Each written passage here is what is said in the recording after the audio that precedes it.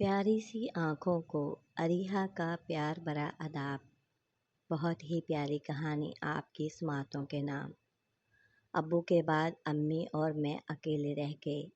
سر پر سایبان نہ رہا تھا۔ یہ دکھ اپنی جگہ، لیکن گھر بھی چلانا تھا۔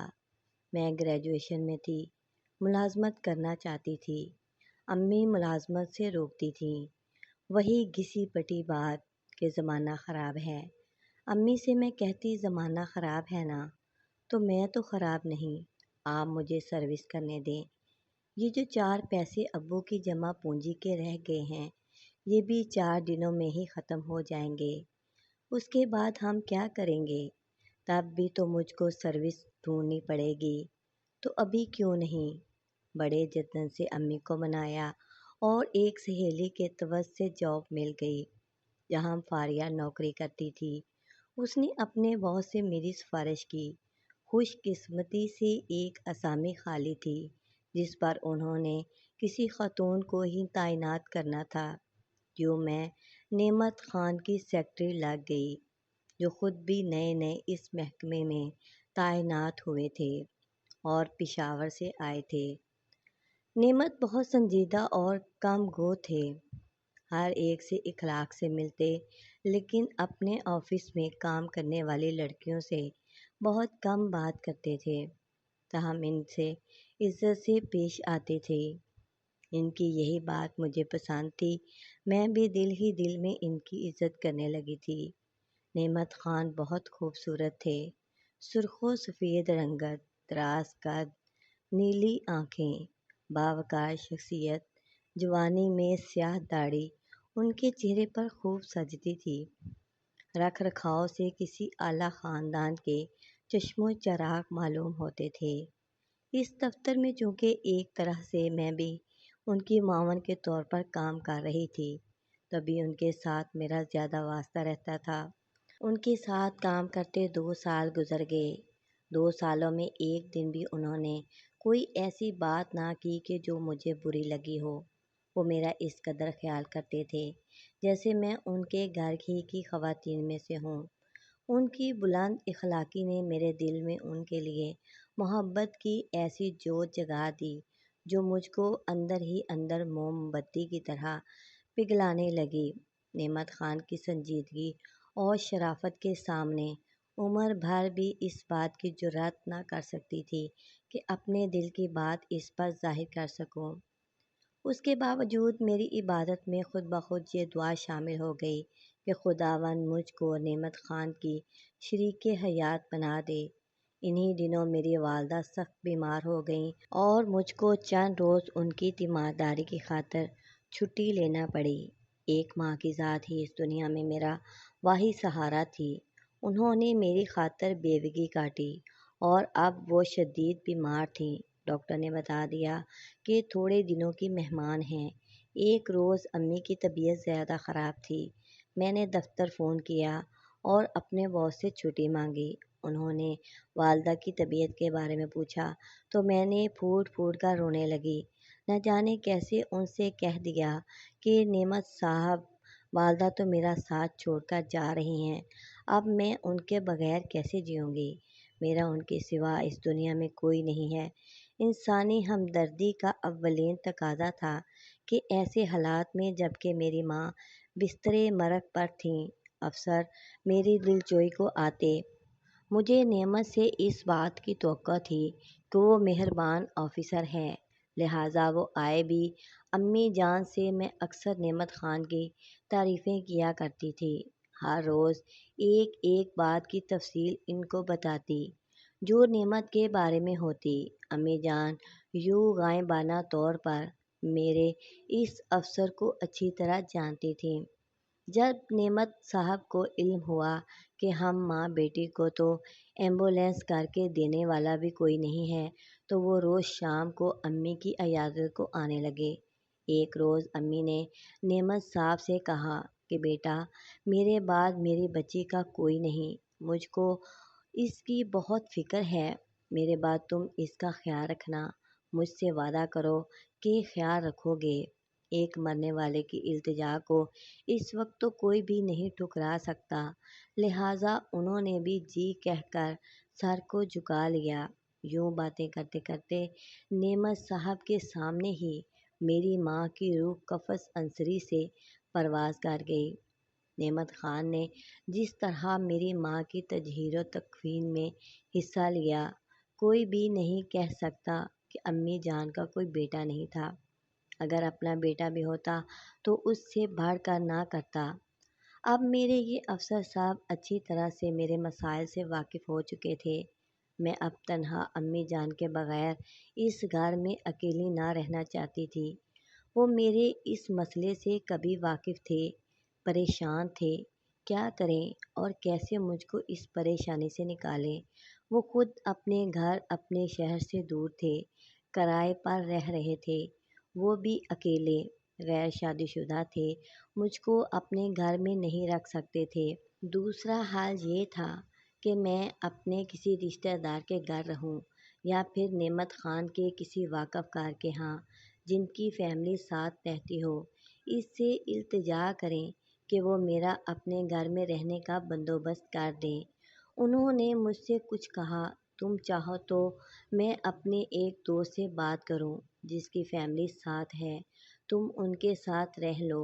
میں نے کہا، نعمت صاحب میں آپ کے سوا کسی پر اعتبار نہیں کر سکتی، صرف آپ ہی کو اس دنیا میں اپنے لیے قابل اعتبار سمجھتی ہوں، کیونکہ امی جان نے کہا تھا کہ ان کے بعد آپ میرا سہارا بنیں گے۔ نعمت صاحب سمجھ گئے کہ میں خود ان سے شادی کی درخواست کر رہی ہوں، کیونکہ میں جانتی تھی کہ وہ شادی شدہ نہیں ہیں۔ تم اچھی لڑکی ہو اور تم جیسی لڑکی کو سہارا دینا نیکی کا کام ہے، لیکن میں مجبور ہوں۔ میری منگنی عرصہ قبل چچا زاز کی بیٹی سے ہو چکی ہے، جو عمر میں مجھ سے 15 برس بڑی ہے۔ وہ گاؤں میں بیٹھی میرا انتظار کر رہی ہے۔ اپنی خاندانی روایات کی وجہ سے میں اس کے ساتھ شادی کرنے پر مجبور ہوں۔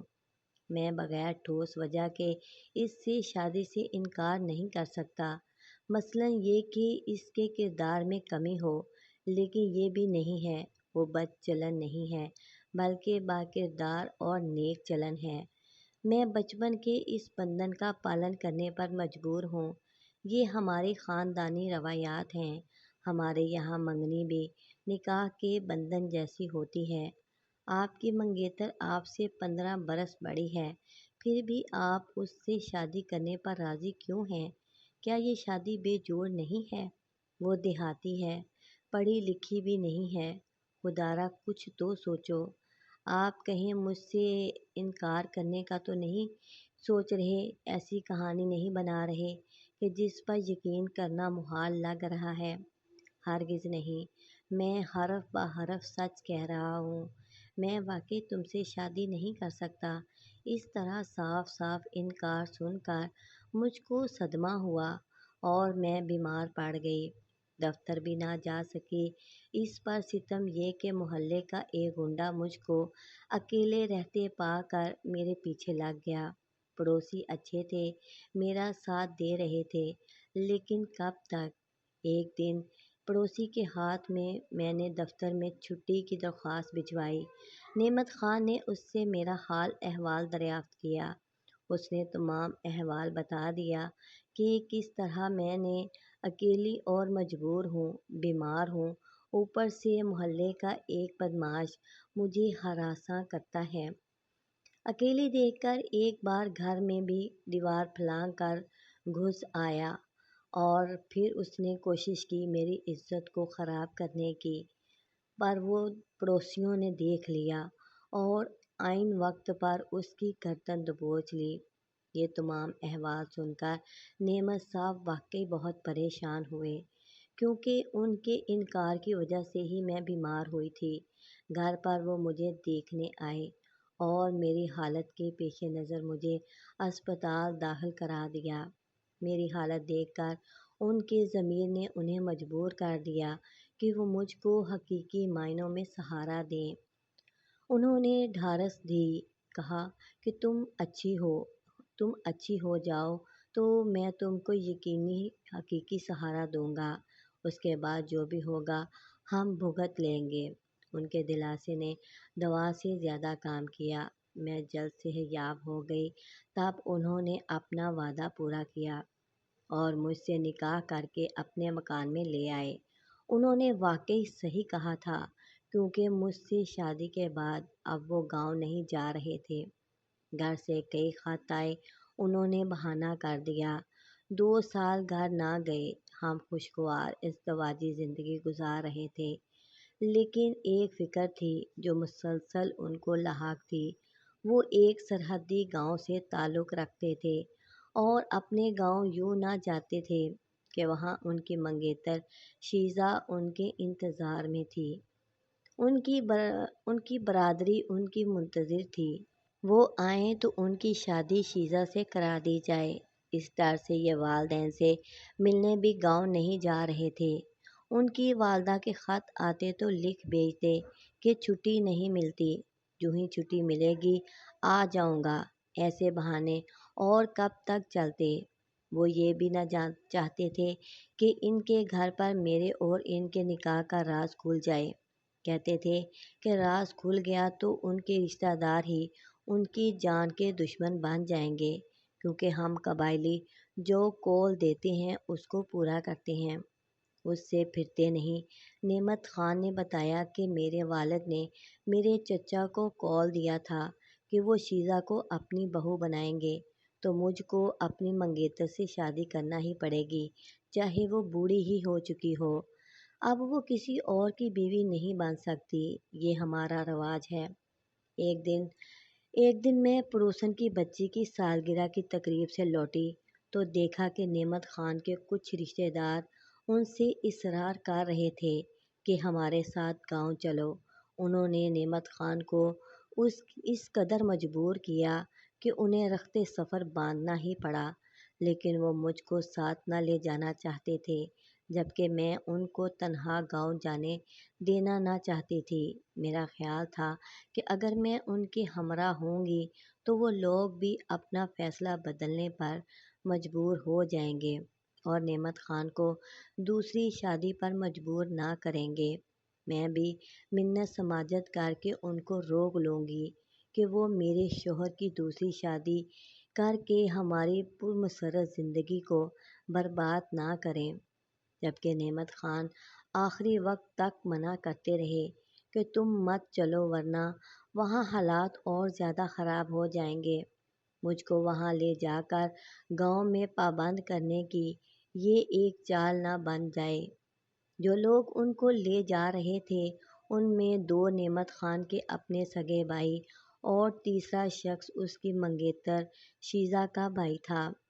جب میں کسی طور پر نہ مانی تو نعمت خان نے کہا، اچھا جیسی تمہاری مرضی، مگر سمجھ لو کہ ہمارے رواج بہت سخت ہیں۔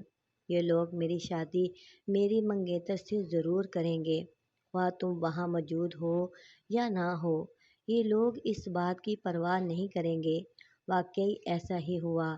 گاؤں پہنچتے ہی میرے سرتاج کے رشتہ داروں نے اعلان کر دیا کہ فلاں دن نعمت خان کی شادی ہے، اور انہوں نے بغیر میری پرواہ کیے شادیانے بجانے شروع کر دیے۔ میں حیران تھی کہ یہ کیسے لوگ ہیں۔ میں نعمت خان کی منکوحہ زندہ سلامت ان کے گھر میں بیٹھی تھی اور یہ مجھ پر سوکن ڈالنے سے نہیں ہچکچا رہے تھے۔ یہ عورت بیٹھی ہے تو بیٹھی رہے، یہ اپنی مرضی سے آئی ہے۔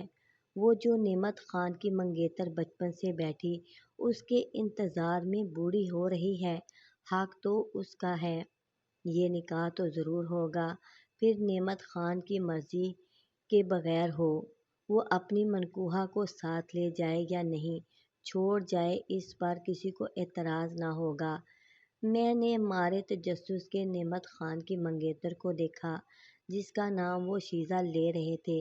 وہ 45 سے اوپر کی ایک سند سیدھا موٹی گوری چٹی نیلی آنکھوں والی عورت تھی۔ وہ کسی صورت نعمت خان کے جوڑ کی نہ تھی۔ نعمت کا تو کوئی قصور نہ تھا، وہ تو اس لڑکی سے بالکل بھی شادی نہیں کرنا چاہتا تھا۔ مگر مارے باندھے سے نہ جانے کیوں یہ سب کچھ ہو رہا تھا، اور وہ یہ بھی اس ترقی یافتہ صدی میں۔ اب تک تو میں یہی سمجھ رہی تھی کہ نعمت خان عین وقت پر کوئی ٹھوس قدم اٹھائیں گے اور یہ شادی نہ ہوگی، مگر یہ میری خام خیالی تھی۔ کچھ معجزہ نہ ہوا اور معمول کے اس انداز میں شادی ہو رہی تھی۔ مجھے موقع ملا تو میں نے نعمت سے رو کر شکوہ کیا کہ یہ کیا کرنے جا رہے ہو؟ تم تو عورتوں سے زیادہ بزدل اور بے بس نکلے ہو، چپ چاپ تماشا بن رہے ہو اور تماشا دیکھ رہے ہو۔ تمہارے پڑھے لکھے ہونے یا افسر ہونے کا کیا فائدہ؟ میں جان دے دوں گی مگر یہ نہ ہونے دوں گی۔ یہ بھی کر کے دیکھ لو، اس نے کہا۔ ان پر کسی بات کا کوئی اثر نہ ہوگا۔ یہ لوگ اٹل فیصلے کرتے ہیں اور جو صحیح سمجھتے ہیں کر گزرتے ہیں، چاہے کسی کی جان جائے یا وہ پاگل ہی کیوں نہ ہو جائے۔ ان کو پرواہ نہیں۔ شکر کرو کہ انہوں نے تم کو اپنے گھر میں عزت سے بٹھایا ہوا ہے، نکال باہر نہیں کیا، اور نہ ہی مجھے تم کو طلاق دینے کا کہا ہے۔ تو کیا یہ بڑی عافیت کی بات نہیں ہے تمہارے لیے؟ اس نے مزید مجھے کچھ سمجھایا کہ میری منگیتر کے 4 بھائی ہیں۔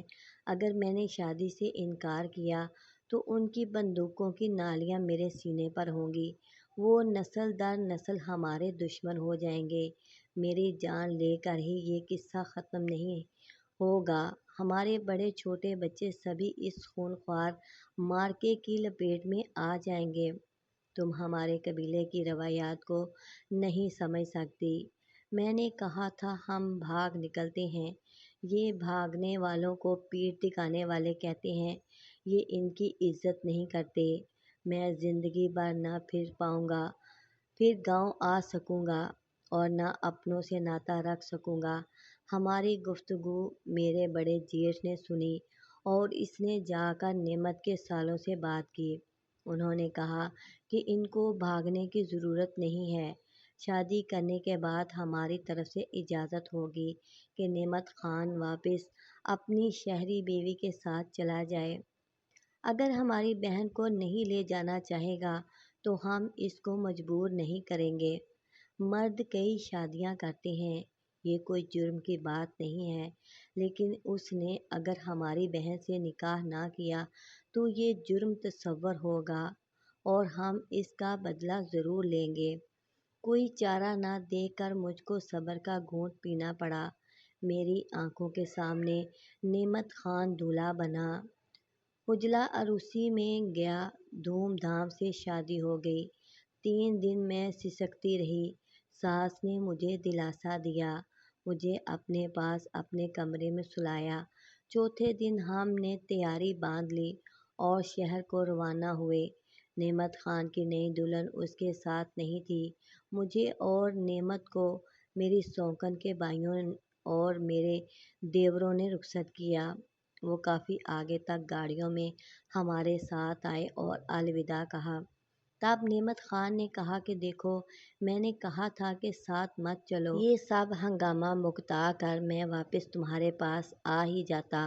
تم نے میری نہ سنی تو سب سہنا ہی تھا۔ اگر تم نے کوئی تماشا کھڑا کیا ہوتا تو تمہارے اور میرے دونوں کے حق میں برا ہوتا۔ شاید پھر مجھ کو تمہیں مجبوراً طلاق دینی پڑ جاتی۔ یہ اچھا ہوا کہ انہوں نے شیزہ کو میرے ساتھ کرنے کی ضد نہیں کی۔ دراصل یہ گاؤں کے لوگ بہو بیٹیوں کو شہروں میں اکیلے بھیجنے کو برا جانتے ہیں، لیکن مجھے اب شیزہ کو خرچہ بھی دینا ہوگا اور ہر ماہ 1-2 دن کے لیے گاؤں بھی جانا ہوگا۔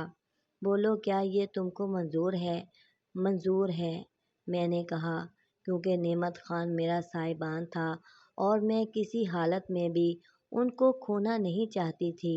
شیزہ کو اولاد نہ ہوئی، اللہ نے مجھے اولاد سے نواز دیا تو میرے سسرال والوں نے مجھے قبول کر لیا۔ اس طرح کی بہت ہی پیاری کہانیاں دیکھنے کے لیے اریحا کہانیاں چینل کو پلیز سبسکرائب کریں، ویڈیو کو لائک کریں اور گھنٹی کے بٹن کو آل پر پریس کر دیں۔